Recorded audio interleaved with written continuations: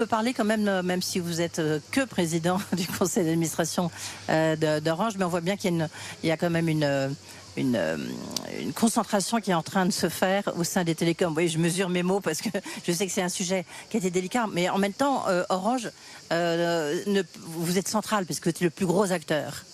Donc SFR sera sans doute, on a le sentiment qu'on est en train d'y arriver, démantelé entre Free, Bouygues et forcément un peu Orange. Vous êtes le premier acteur, il n'est pas question que vous ne soyez plus le premier acteur. Donc j'imagine, vous n'allez pas rester les bras croisés à observer ce qui se passe et faire naître peut-être un autre très grand concurrent. Alors il apparaît effectivement que SFR est à vendre et clairement c'est une opportunité pour permettre de réduction de 4 à 3 opérateurs. Il y a une espèce de dogme, c'est 4 opérateurs. Il y a 3 opérateurs aux États-Unis, il y a 3 opérateurs en Chine, il y a 4 opérateurs en France et probablement 120 en Europe. Donc là, il y a une chance, vous êtes d'accord ? Il faut qu'il y ait une concentration. Effectivement, il y a des discussions aujourd'hui pour voir si les 3 opérateurs peuvent se mettre d'accord de manière à voir si entre eux, il peut y avoir une oui. Partage, je ne sais pas comment appeler les choses. C'est très très loin d'être aujourd'hui abouti, très très loin.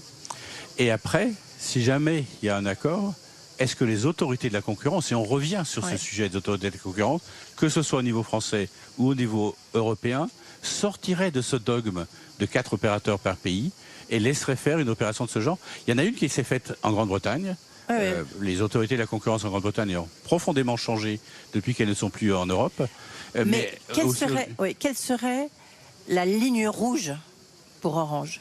Est-ce que vous me permettez, à un moment où il y a un début de négociation, de ne pas indiquer quelle est la ligne rouge?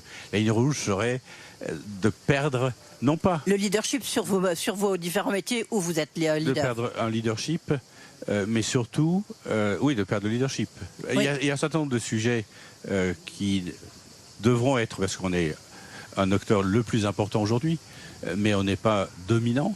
Donc il y a beaucoup de choses qu'on peut faire en tant qu'Orange, mais tout ça, on est vraiment à l'instant zéro des discussions entre les opérateurs. Est-ce qu'on y arrivera? Je n'en sais rien. Et si on y arrivait, est-ce que les autorités de la concurrence laisseraient faire? Je ne sais pas. Et ça, c'est le vrai problème. Mais il y a une chance à saisir. Enfin, en tous les cas, il y a une chance à saisir, mais il y a une chance à saisir dans beaucoup d'endroits, clairement.